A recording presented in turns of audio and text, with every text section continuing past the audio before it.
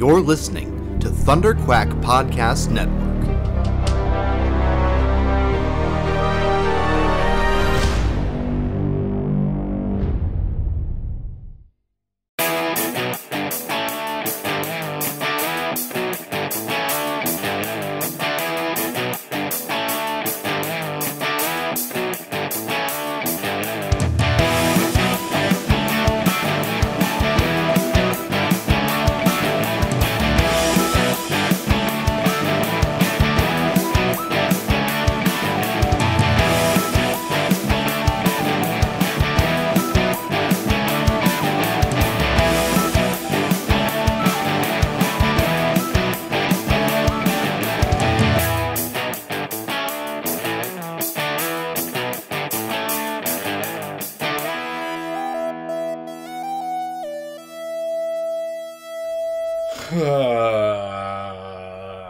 I'm really bummed about it. I want to watch Ready Player One, and I realized the only time I scheduled to actually go to it, I'm I can't actually do that day either. So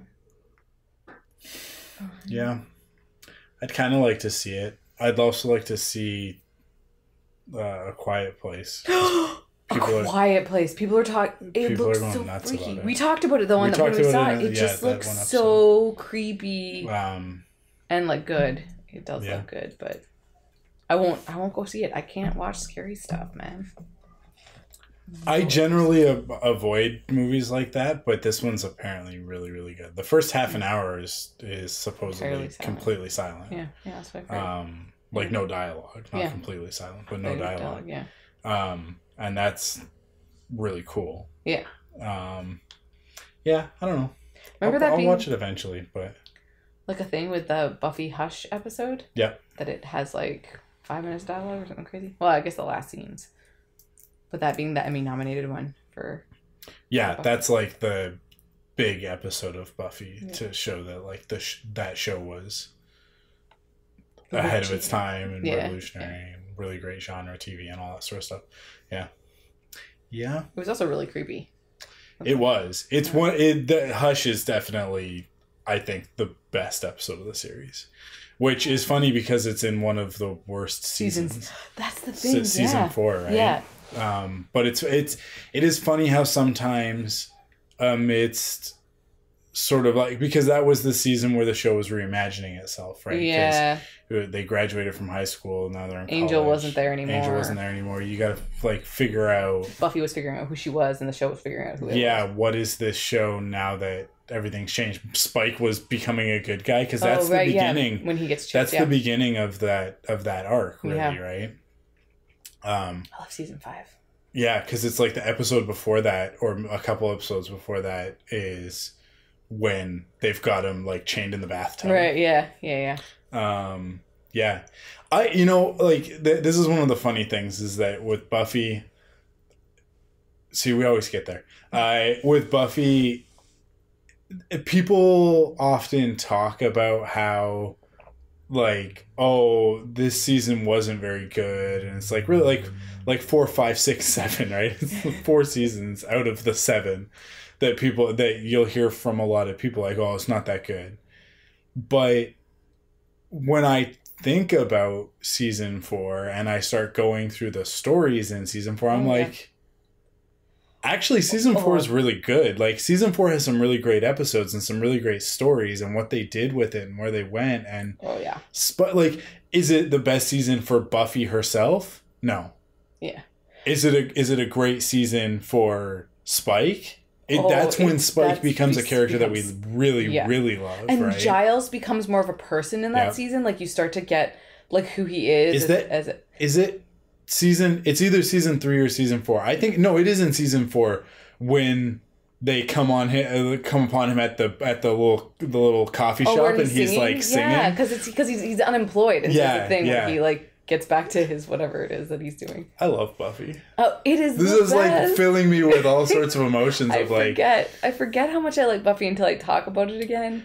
I saw a great post. I think it was on Facebook, but it was one of those Facebook posts that was a screenshot of a Tumblr post. Oh yes. And it was about Giles, and it was the scene where in season 2 when you know, because like Buffy slept with Angel at the end of season 1, and that's what turned him evil, and blah blah blah. And then when she like kind of comes clean to Giles about the whole thing, and he has the whole speech where he's like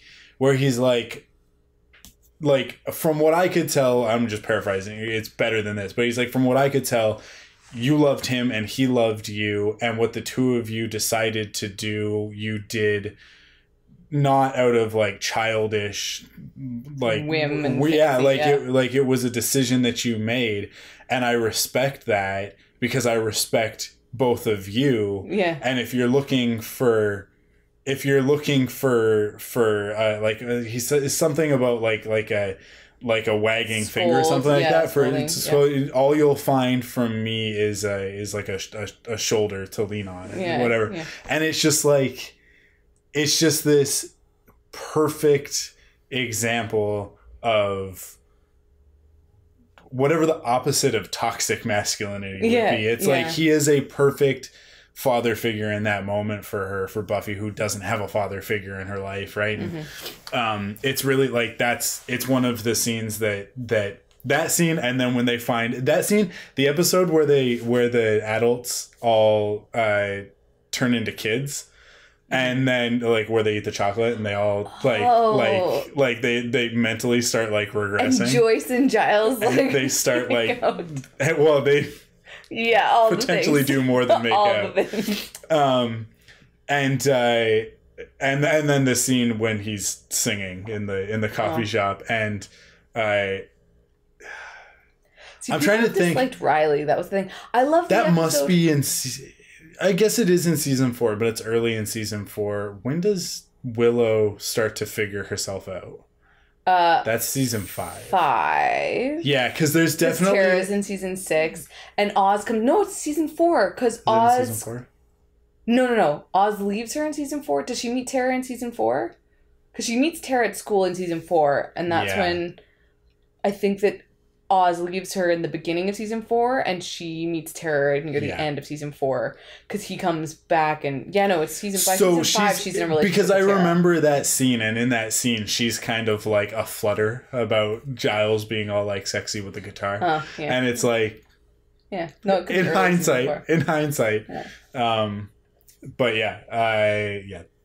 Buffy's such a great series. It is. And the seasons are about different characters. The only thing that I look back on that entire series and it's cringeworthy as a result is just Xander's character. But he had a few episodes. Like, I remember the episode where he actually winds up saving all of them while they're trying to save the world or something. Like, he does something where they're doing, like, a demon ritual or something, and he gets sent to get donuts or something, and then winds up, like, saving them because there's, like, a cult that's going to blow up the school or something like that. And his Snoopy episode. Isn't that the one where the teacher, like the bug teacher? It might be. It's a wholly unmemorable episode. Because I feel like if I remember right, the one where he's getting hit on by the teacher who turns out to be a bug monster.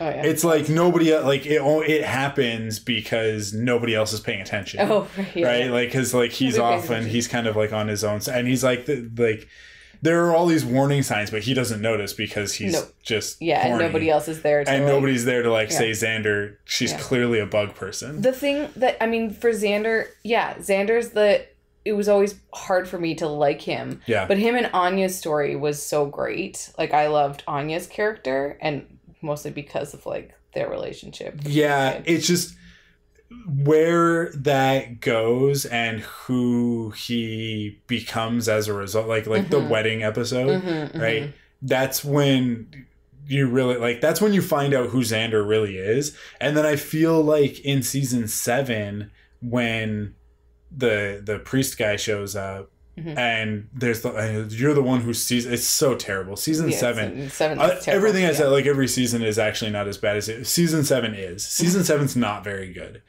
And them trying to justify Xander's character by giving him imbuing him with some sort of power that it was not a real like a power, but that whole scene, and they like gouges out his eye or whatever, and it's like that means nothing. Xander was never the one who saw. Xander was just a dude. Like, that's what made Xander, like, okay, he was just a human. He was just there doing his own thing. Yeah, everybody else had their role to play, and Xander clearly did not, and was just there. Yeah, exactly. But, oh, man, there's so many different episodes of Buffy that are, like, so great to me, but I really love...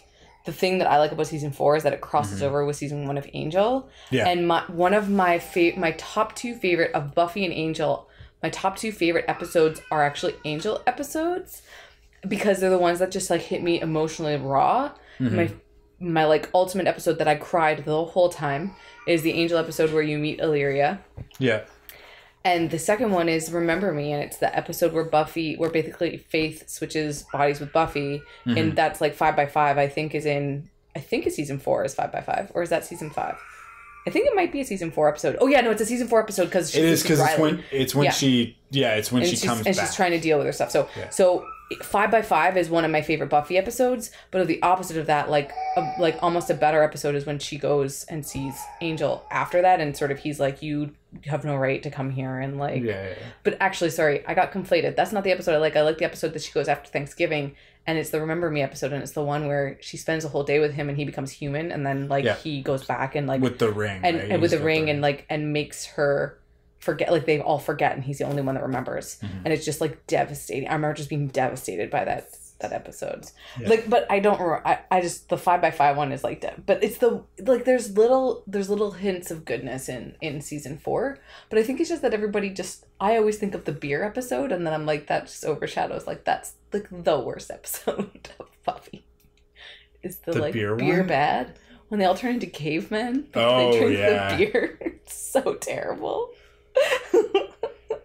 It's weird because in a show that was basically like about teenage freedom and like growing up and finding yourself, but sort of framed around this genre horror element, here comes an episode that is kind of like in your face PSA-ish. It is a weird episode. Season 4 is weird because they are trying to find themselves, right? And figure out what does this show look like if it continues.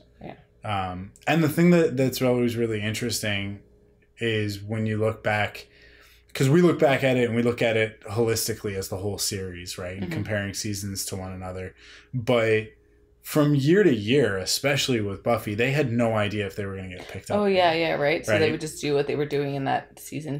So like season 3 was when it hit its peak. And then after season 3, like obviously they spin off Angel because it had hit such like a fever pitch that they were like, let's do another one. But then it's sort of diminishing returns after that point. And for good reason, because season 3... Like, we can argue about which is the worst season, but there's no argument about which is the best season, and it's season 3. Like, any Buffy fan will tell you that season 3 is the best season of the series. Season 2 is comparable, though. Season 2 is really good. It's a build, right? Like, season 1 is... It establishes everything. Season 2 builds on top of that, and then season 3 is, like, the climax, right? I love Faith. She's just so great. Yeah. Well, and the mayor is such a great villain. And there are just some awesome stories in there. It's season 3, and the end of the season is like, like you can't go bigger than that. They fight a giant. I remember watching that episode all the time. Like, I remember, like, I feel like I've watched Buffy so many times, or at least I did. I haven't rewatched it in a couple of years, but I used to rewatch it all the time. It's been a while for me as well. I really like Spike as a character, though. So they're in season 7. I really like his arc. Like, I like him being able to be that character. A little bit more, unlike them. Well, we've talked about the Spike issue so many times, right? But to me, that is almost, I don't know. It's weird because I kind of wait for society to come back around and the pendulum to swing back to center a little bit more, and for some of the fog around issues like that to clear a little bit, because I think ultimately the story that they tell with Spike, it's it's a redemption story, but he kind of has to hit rock bottom before that's exactly, like that's the whole point of it, right? Is like that moment and what he does in that episode is what spurs him on to go get his soul back. And as we've talked about before, on like some of those, I guess they're all like addendums to Quiver episodes, right? I guess so. Yeah. We talked about Buffy multiple times. You know what we never did? We should have had like an appendix of all the random stuff we talked about, because we couldn't for the life of tell us when what episode that was, or even what year we talked about Buffy stuff. But yeah, like that idea that that Angel was cursed with his soul. Yeah. But Spike got his soul back. He fought for it. Yeah. Right. And the idea that so which one we of talk them about was this all the the time. Which one and which one was the vampire with the soul? And the idea that Liam, like whose Angel was before he was a vampire, was not a nice person. Yeah. And like that idea that like Spike was always so gentle, and when he became a monster, he did it because it was like he just decided that was like who he was, and he was so insecure, and he just finally had like a thing. But he's always been like, he was like, well, you know what, I'll just kill Slayers, like that'll be my thing and I'll be bad. But he didn't actually, like, he doesn't relish in it.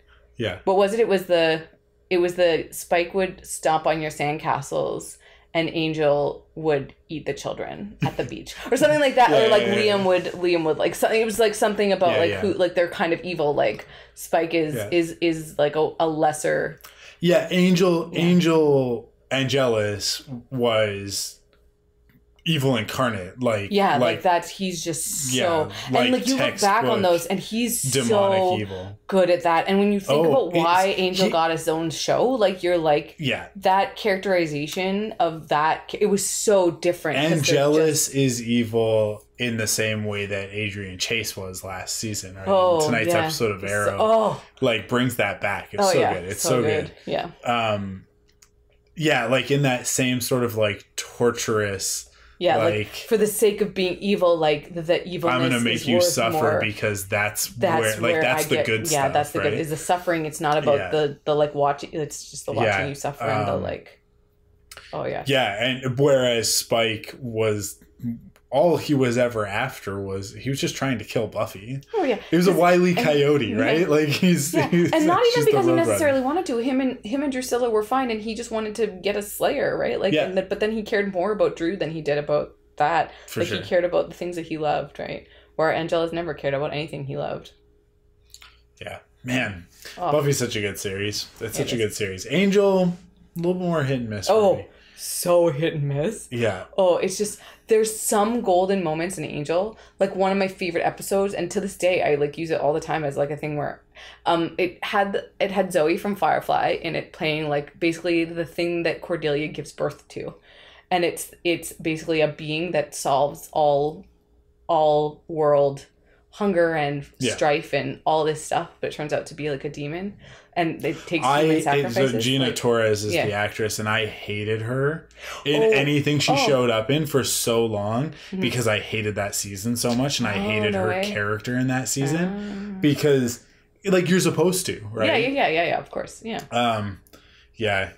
I didn't like, again, that season's so it's rough. It's a really rough season, but the concept of that episode is still to this, like, one of the best concepts in television, like, because like free will, it's the idea of like what is more important, free will or like peace among men. Like, and so it's just this like really interesting like philosophical debate. But I hate Connor to like the ends of the earth. He's just the worst. The revelation in that episode where like, because it's Cordelia who can see her for what she really is, right? Cordelia, or who is it?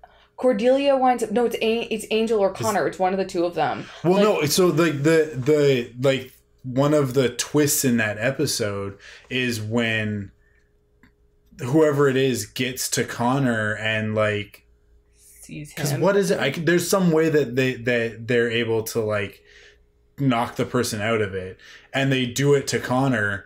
And he doesn't change. Oh yeah, and like it's because he looks at her, like he looks at her, and he always saw her and like he's that. He's like, I don't know what you're talking about. She's beautiful because he grew up in that hell dimension, right? And so he sees her, right? Yeah, no, that's what it is. He saw her always as who she actually was. He always saw her like that and never cared. Yeah, right? Exactly. Yeah. And that's what it is. Angel tries to wake him up, and then Connor's like, and Connor whacks him, and he like, it's the twist is that Angel thinks that he can wake Connor up, and he can't, and then Connor's the one. Anyways, I really there's gems, but like Illyria and the stuff they do with Fred and the stuff they do with Wesley, like Wesley was one of the worst characters. And he became genuinely awesome it's by the end of Angel. It's one of those things that proves that like if you cast the right people and you let them live with a character for long enough, and like when you get spin-offs and stuff and a character shows up on another show and then lives there, has a chance to kind of reboot themselves. Yeah. Like that's when characters can get really, really interesting because they go from being whatever their one-dimensional incarnation was on whatever show, and then they go to the next thing, and it turns out like now that they have to carry a storyline, they're not because Wesley was just a roadblock in the way of them achieving their goals, right? Like he was really just there to slow them down and stop them at times and be a pain in the ass and conflict, generate conflict. But on Angel, that's not his purpose. On Angel, he's his own character. Yeah. So he has this opportunity to grow, and as he does, that character just evolves into this completely other person. Oh yeah. And I don't know, because now talking about it again, it's this talking about Buffy. It's like, at the end of the day, it's still great. It's like the overall story is fantastic. There's just a lot of stuff that like. I remember the puppet episode in season 5 of Angel being so good, and then going back and watching it and being like, this is not that good. It's context. It's part of like how you experience it, like when you watched it all together. And, when it was like surprising and it was like, oh my God, I can't believe they're doing this. And then when you go back and watch it without that surprise factor, without that sort of like novelty element to it, the story of that episode is not that entertaining. Oh no. Right. So but there's just different little things. It is hilarious that they turn him into a puppet. It is pretty good. There's just so many different things that they do. You know what the biggest disappointment of season 5 is? And this is what we'll end on. The biggest disappointment in season 5 is the werewolf girl. The werewolf chick that he's dating. Isn't she like she's like a cop or something like that, and she becomes a werewolf? Oh, I do not remember. You don't remember that? No. Because it's like they set it up really early in the season. That he's going to date some chick and then she turns. Then they do date, but then like because season 5 ends up being the last season of the series, whatever they had planned for that character in the second half of the season, it's just basically non-existent. Oh, right, because they then focused on like how do you wrap up a series? Yeah, right? and there's like one scene in an episode towards the end of the season where they just kind of like deal with it. Oh, and it's like, well, that was all for nothing, because like you could tell that they wanted to like build to something that it was like cool. He's a vampire, she's a werewolf. Would have been a thing, you know, like classic trope. Yeah, classic. That was before Twilight, man. Yeah, well, Underworld is what I would go to first, but I would go to Romeo and Juliet. Wing. Sure. Not the same. Underworld is not good.